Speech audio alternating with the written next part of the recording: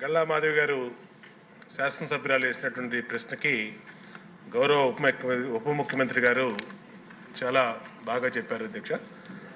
ఆయన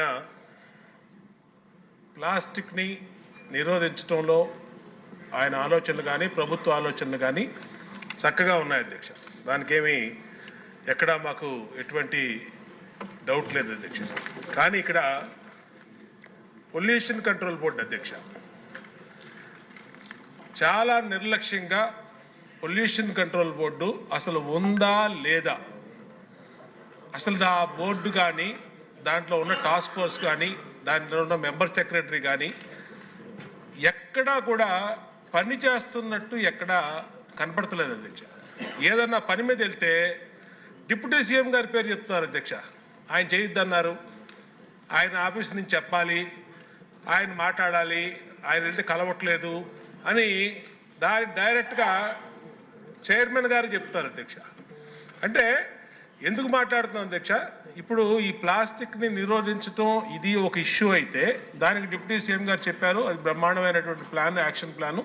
దాన్ని నిర్వహించి ఎమ్మెల్యేలు ప్రజాప్రతినిధులు అందరూ బాధ్యత తీసుకుంటే బ్రహ్మాండంగా జరుగుతుంది అధ్యక్ష. కానీ ఫ్యాక్టరీల పొల్యూషన్ అధ్యక్ష, ఇక్కడే ఉన్నారు కృష్ణయ్య గారు చైర్మన్ గారు, పెద్ద పెద్ద వాళ్ళందరినీ కూడా వాళ్ళు మరి ఏం ఇన్ఫ్లుయెన్స్కి గురవుతున్నారో తెలియట్లు. కానీ రామ్కి పరిశ్రమ అధ్యక్ష ఈ పొల్యూషన్ దాంట్లో ఆయన కూడా వెళ్ళి విశాఖపట్నంలో ఇన్స్పెక్షన్ చేసి వచ్చారు.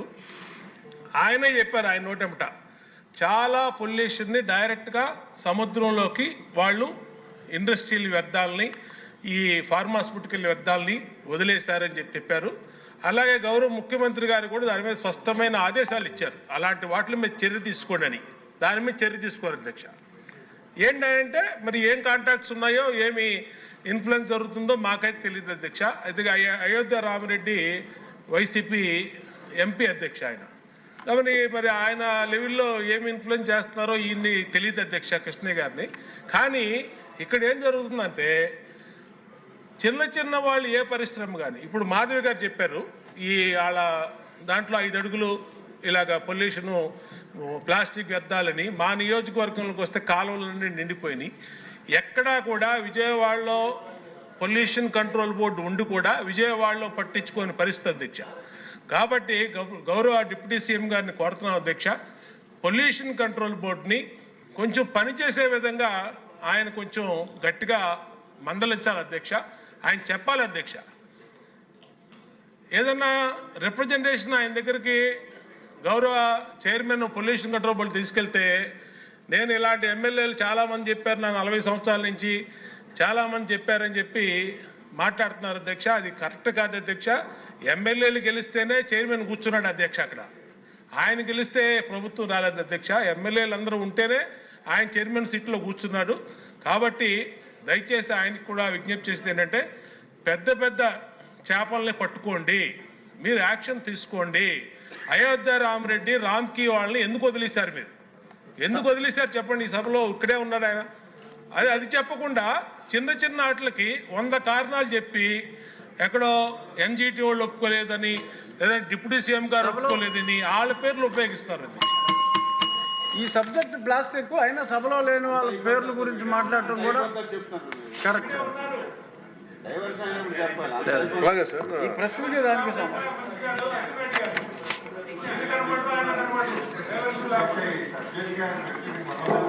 లేదు, దయచేసి కూర్చోండి మంత్రి గారు.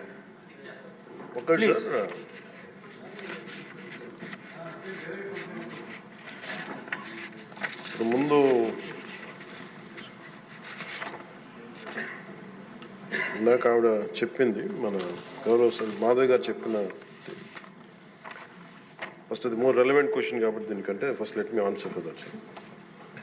ఈ ఉప్పలపాడు బర్డ్ శాంక్చురీ దాదాపు 9 అడుగులు 8 అడుగులు ఉండాల్సింది అది 5 అడుగులకు వచ్చింది అనేది.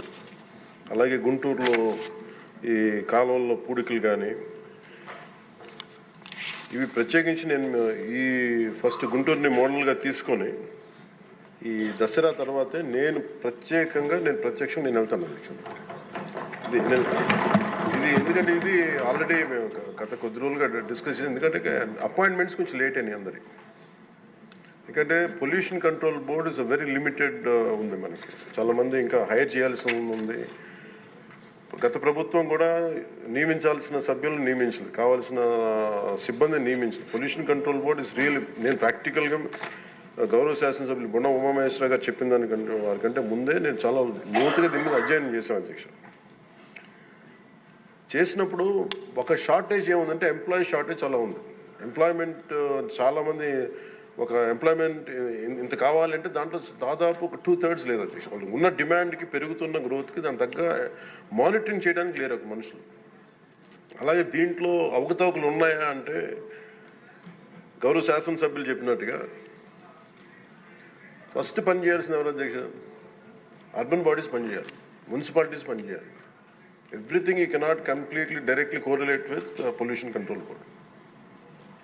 అలాగే వారిది నేను ఒక ఆయన సరిదిద్దుకోవాలో లేదంటే నాకు తెలియదు, కానీ ఒక మాట అయితే చెప్పదలుచుకున్నాను. ఇది అందుబాటులో ఉండరు, ఇవన్నీ తప్పు. రాగానే మనకి చైర్మన్ గారికి కూడా చెప్పాను, first pollution control board open చేయమని. అదొక వాస్తవం ఏంటంటే పొల్యూషన్ కంట్రోల్ బోర్డు సామాన్య మనిషికి సంబంధం లేదు, ఓన్లీ ఇండస్ట్రియల్ కనెక్టెడ్ అనుకుంటాను. ఇది ఫస్ట్ టైం కృష్ణయ్య గారు వచ్చాక వారికి తెలియజేసిన హీ హ్యాస్ ఓపెన్ ఇట్. ఎవరైనా సరే ఎనీ ఆఫీస్కి వెళ్ళిపోయి మీరు పొల్యూషన్ కంట్రోల్ బోర్డు ఆఫీస్కి వెళ్తే మీకు అది ఓపెన్గా ఉంటుంది. దానికి నేను బాధ్యత తీసుకున్న తర్వాత మొట్టమొదటి చేసినది అధ్యక్ష. కాకపోతే దీని మీద అవగాహన కల్పించాలి, అసలు వెళ్తే కొంత సమాధానం. ఎందుకంటే first of all there is extensive employment shortage ఉంది, దానికి అదొక మేజర్ సమస్య. అలాగే వారు లేవనెత్తింది ఇంకొకటి రామ్కి సంస్థ మీద. వారికి షోకాస్ నోటీస్ ఇష్యూ చేయడం జరిగింది, యాక్షన్ తీసుకోవడం జరిగింది. అలాగే చాలా వ్యర్థాలు వదిలేస్తున్నారు ఇవన్నీ. అంటే ఒక ప్రాబ్లం ఏముందంటే ఏదన్నా సరే స్ట్రిక్ట్ యాక్షన్ తీసుకోవాలి అంటే ఎన్ని ఇండస్ట్రీస్ మూతపడిపోతే మనకు తెలియదు అధ్యక్ష. ఇప్పుడు మీకు ఇందాక నేను ఎందుకు ప్రస్తావించానంటే ఉదాహరణకి ఫ్లెక్సీస్. ఇప్పుడు ఫ్లెక్సీలని వెంటనే మనందరికీ తెలుసు, ఫ్లెక్సీస్ మైక్రో లెవెల్ డిస్ట్రిబ్యూట్ అయిపోయి భూమిలోకి ఇంకిపోతున్నాయి, నీళ్ళలోకి వెళ్ళిపోతున్నాయి, గాల్లో కలిసిపోతున్నాయి, ఆ తిరిగి తల్లి గర్భంలోకి వెళ్ళిపోతుంది, ఇవన్నీ తెలుసు. కానీ ఏదైనా వెంటనే బ్యాన్ చేద్దామంటే it has become an employment source for many people. కొన్ని కుటుంబాలు రోడ్డు మీద పడిపోతాయి. సో దీనికి ఏం చేయాలి? దీనికి చాలా సహజ క్రమంలో తీసుకురావాలి, ఒక మార్పు పట్టుకురావాలి. చాలా సహజ క్రమంలో కొంత అవగాహన కల్పించాలి, వారికి కొంత తెలియజేయాలి. సడన్గా మెషిన్ పెట్టాల్సిన ప్లాస్టిక్ పెట్టే చోట బయోడిగ్రేడబుల్ మెటీరియల్ పెట్టాలంటే దానికి ఆ పర్టికులర్ ప్రింటింగ్ మెషిన్ ఎంతవరకు యాక్సెప్ట్ చేస్తే కలర్స్ అంత సాచురేషన్ ఉంటుందా లేదా, ఇవన్నీ కూడా ఆలోచించాలి దేశం. నా ఉద్దేశం ఏంటంటే ఒక ప్లాస్టిక్ చిన్నపాటి ఫ్లెక్సీకే మనం ఇంత ఆలోచిస్తున్నప్పుడు can you imagine the magnanimity to apply the real true pollution norms to every industry. ప్రపంచం మొత్తం మీద ఇది ఒక భారతదేశం లేదు, ప్రపంచం మొత్తం మీద I'm very deep committed environmentalist అధ్యక్షుడు. నేను రియల్ లైఫ్లో వాడటానికి ఆలోచిస్తాను. కానీ ప్రాక్టికల్గా మనం చూసేటప్పటికి ఇప్పుడు ఏ పరిశ్రమ అయినా సరే పొల్యూషన్ లేకుండా ఏ పరిశ్రమ లేదు, ఒకటి లేదు.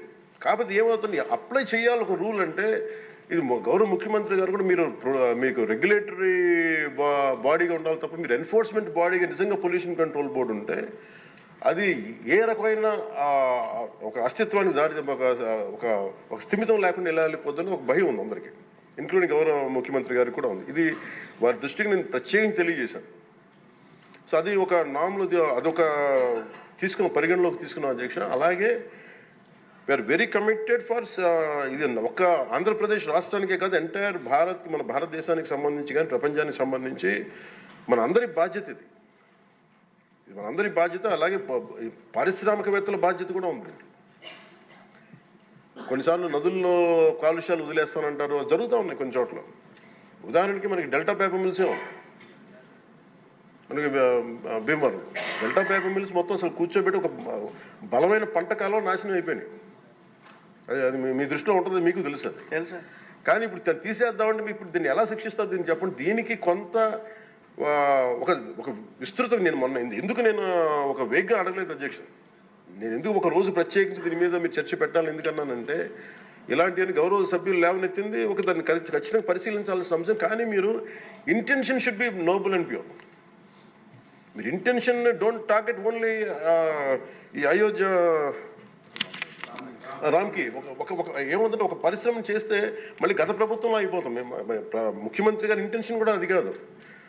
ఇప్పుడు ఈ వేరే పార్టీల నుంచి రూలింగ్ పార్టీలోకి వచ్చారు, వీళ్ళందరినీ తీసుకున్నప్పుడు కంటిన్యూస్ వాళ్ళ సైడ్ తీసుకున్నారో మనకు తెలియదు, కానీ వాళ్ళు గతంలో పనిచేశారు కదా ఆ ఇంటెన్షన్తో చేస్తే మటుకు అది ఈ ప్రభుత్వానికి అది రైట్ కాదు.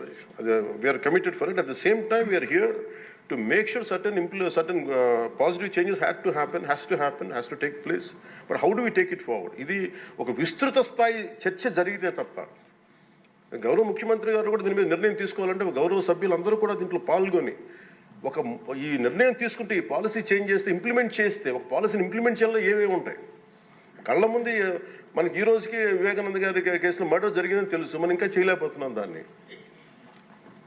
ఇవన్నీ అందుకని దీన్ని ఏంటంటే నా ఉద్దేశంలో అప్పీల్ టు యూ, గౌరవ శాసనసభ్యుల్ని నేను ఒకటే కోరేది ఏంటంటే బొండమ్మ గారిని, ఖచ్చితంగా it will be taken, it will be considered, and this is my commitment to you all. ఈ సభకి మీ ద్వారా నేను కమిట్మెంట్ ఇస్తాను. పర్యావరణాన్ని చాలా చాలా ప్రథమ బాధ్యతగా మేము తీసుకున్నాం అధ్యక్ష.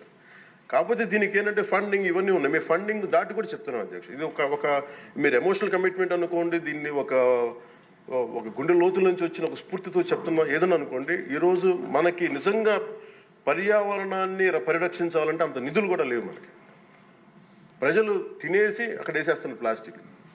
దీనికి చంద్రబాబు గారిని మేము వెళ్ళి కూర్చోబెట్టి రోజు తీయలేం అధ్యక్ష. దీనికి దేర్ ఆర్ ఎనఫ్ ఎంప్లాయ్మెంట్. దాని అంత చాలామంది ఎంప్లాయీస్ ఉన్నారు, ప్రజల్లో ఇది రావాలి.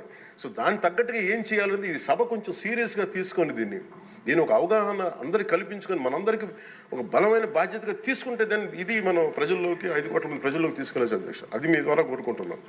బట్ నేను మీకు మాట ఇస్తున్నాను అధ్యక్ష, మేము ఇప్పుడు ఈరోజు రామ్కి ఒక్కదాని గురించి చెప్పారు, మాకు 100 ఉన్నాయి అధ్యక్ష. ఇలాంటి నేను ఒక 25-50 చెప్పగలను as on today. But the purpose will be defeated. భయపెట్టడం పారిశ్రామికవేత్తల్ని, లేదంటే వాళ్ళని కూర్చోబెట్టి వాళ్ళని మన ఏమేమి జరుగుతుందో వాళ్ళకి తెలియజెప్పి వాళ్ళ ద్వారా చేయించడం. ఇప్పుడు ఇదే నాకు డెల్టా పేపర్ మిల్స్ మనకి మొన్న కూడా ఉన్నాయి. ఆక్వా ఈరోజు 25,000 ఇన్ని వేల కోట్ల ఆదాయం ఆక్వా ఇస్తుంది. అది ఎంత పొల్యూషన్ క్రియేట్ చేస్తుంది మాట్లాడాలంటే. దాన్ని ఇండివిజువలైజ్ చేయలేదు కదా. It should be total policy. అందుకని దీన్ని దృష్టిలో పెట్టుకొని మీరు దీన్ని ఈ ఒక్క ప్రశ్నతో ఈ ఒక్క పోటుతో కాకుండా విస్తృత స్థాయిలో మీరు ఒక రోజు దీని మీద చర్చించి, pollution is the future of our life. Pollution జరిగితే మనం ఎంత డబ్బులున్నా ఎంతున్నా ఆనందంగా బతకలేని పరిస్థితులు, మాస్కులు పెట్టుకోవాల్సిన పరిస్థితులు వస్తాయి భవిష్యత్తులో. అలాగే ఉన్నాయి యాజ్ ఆన్ టుడే. మీరు దీని మీద ఒక నోట్ చేయండి అధ్యక్ష. ఒక విస్తృత స్థాయి ఒక అసెంబ్లీ ఒక సభ జరగాలి దీని మీద. ఆ రోజు వచ్చేలోపు మేము ఏమేం చేసాం, ఈ రోజు గౌరవ శాసనసభ్యులు లేవనెత్తిన అంశాలన్నిటికీ నేనే ప్రత్యక్షంగా వెళ్ళి ప్రతిదీ నేను పరిశీలించి దాని మీద సరైన మీకు ఒక నివేదిక అందజేస్తాను. నేను మీకు హామీ ఇస్తున్నాను. Thank you.